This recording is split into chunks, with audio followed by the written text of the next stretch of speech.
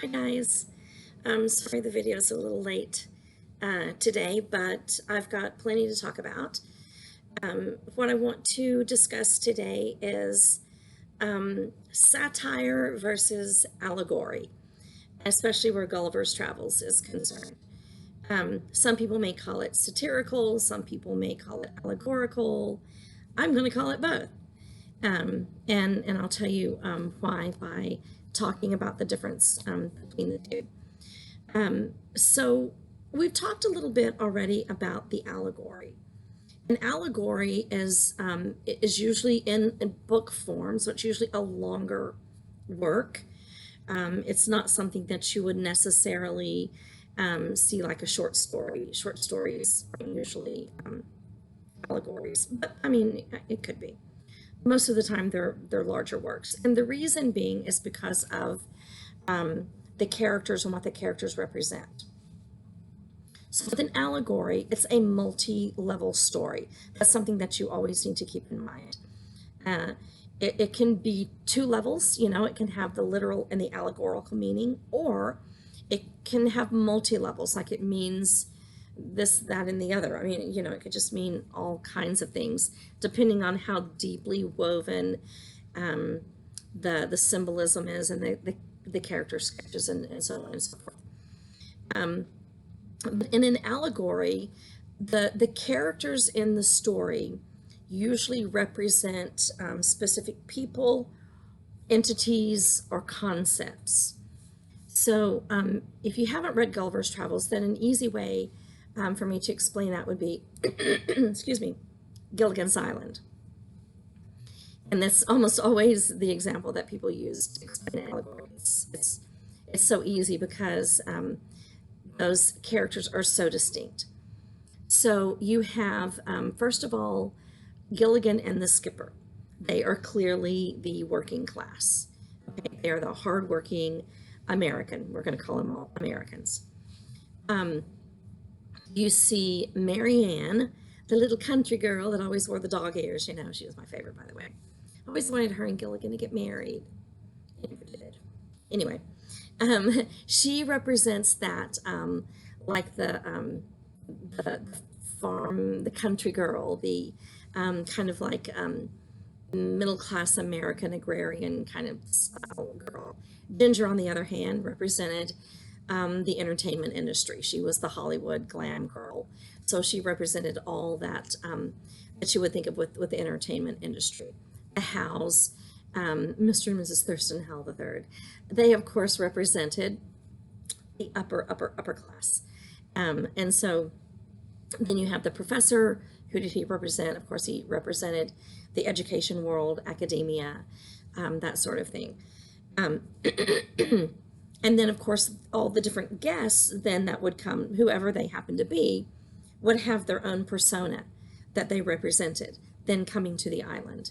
And so every week when the show would come on, I guess it was a weekly show, I don't know, when it would come on, they'd have a different guest star that would be their guest. I mean, that would be visiting the island for one reason or another, and he would represent, or she would represent, an entirely different concept or person or government or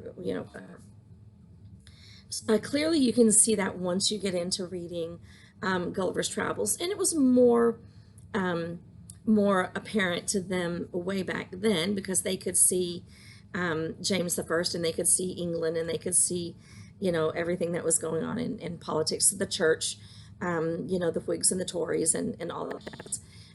They saw it, of course, more clearly than we do, but you can kind of see the times when, the king isn't the king, or is the king, but a different king, and so on and so forth. And so you come across a lot of different characters in Gulliver's Travels that each represent something that had to do with England at that time. So the middle of the 18th century. That's like 1735, 1745 to the late part of it. But you can clearly see those distinct differences. You see distinct class differences. You see distinct behavioral differences. You see differences in what their responsibilities are, or what their jobs are, their roles in society. And then you can, even if you don't know exactly who or what they parallel, you at least can see that there are parallels and what the goal with that is. Yes, it can be an entertaining story, sure.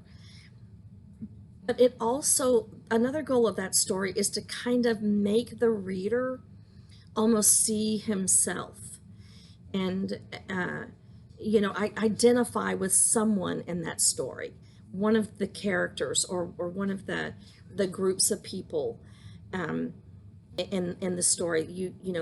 The wanting at least everyone in the audience to identify with at least one of those.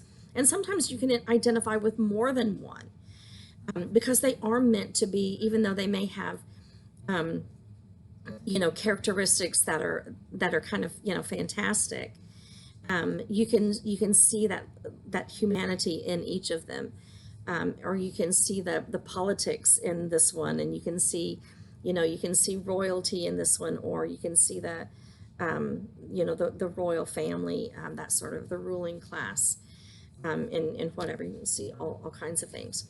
So, how does that differ from satire? Well, the way it differs from satire is that satire, number one, it isn't usually like a whole big multi-chapter work.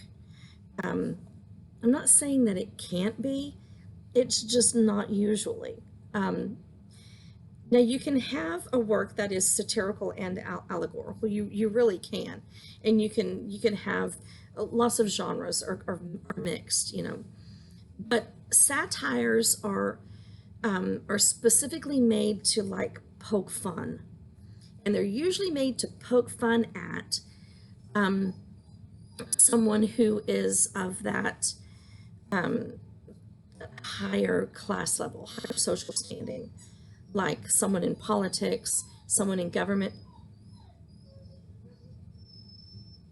She's playing with my dog and cat are playing with one another. The cat dominates, by the way, and it makes the dog upset.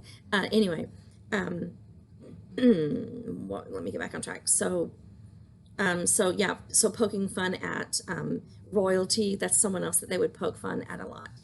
And that's what you see in satire. So it's usually really funny. Well, as far as that sort of humor goes, sometimes it exposes like maybe embarrassing types of things. Like it might have someone of that, whoever's being made fun of, doing something embarrassing, like a bodily function, or when you've heard of the Emperor's New Clothes, right? Satire, making fun of royalty, the nude king. That's how embarrassing is that? Walking out, you don't have any clothes on. So that's a satire. It's actually a satire combined with another genre. But when you mix the two, it's kind of cool, because you get that funny kind of ridiculousness that you would expect from satire, but you get the seriousness of knowing that these things happen in real life. And when you look at Gulliver's Travels, talking about, like chapter one is all about, or book one, part one, sorry. Part one, it is all about when he's with the Lilliputians. So he's on the Isle of Lilliput, and he's the giant, and you see all these, I don't want to give it away, but he's the giant, let me put it to you that way. But when you get to part two, there's kind of a role reversal. And so you see him and the audience, looking at things from a little bit different perspective, which is good. And it was a serious thing that was going on back then.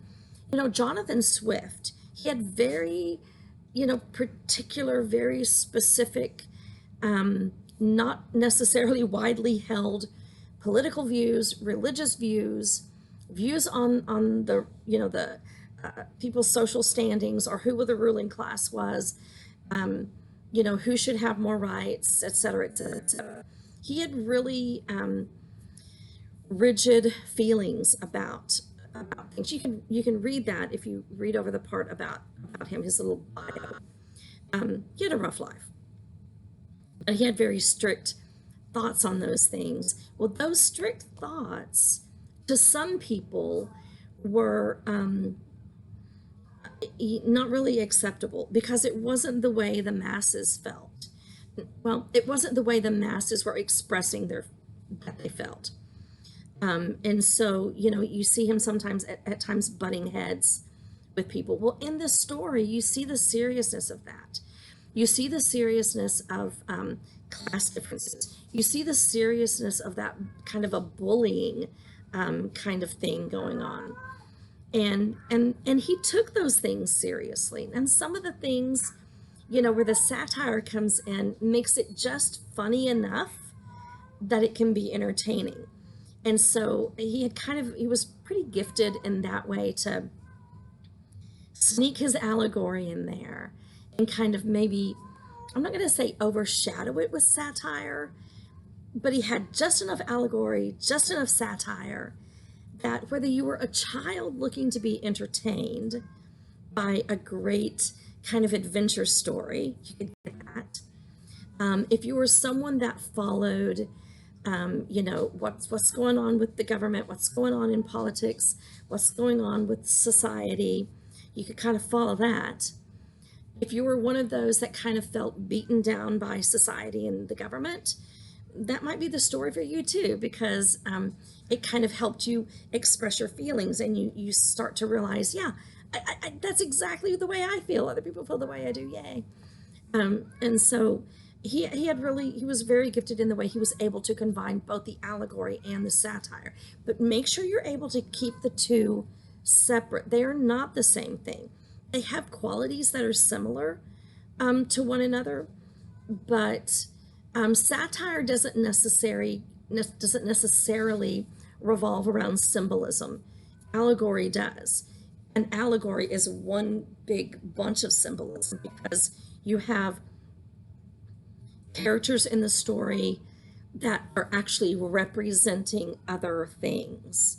They represent themselves, certainly, but then they represent actual things in society, whether that be a person, a concept, government, whatever, an entity. So be looking for those things as you read. I'm only asking you to read part 2. You're welcome to read part 1 because it's all good. It actually goes pretty quickly. But I hope you enjoy it, and I will see you at our meeting on Wednesday morning. Until then, bye.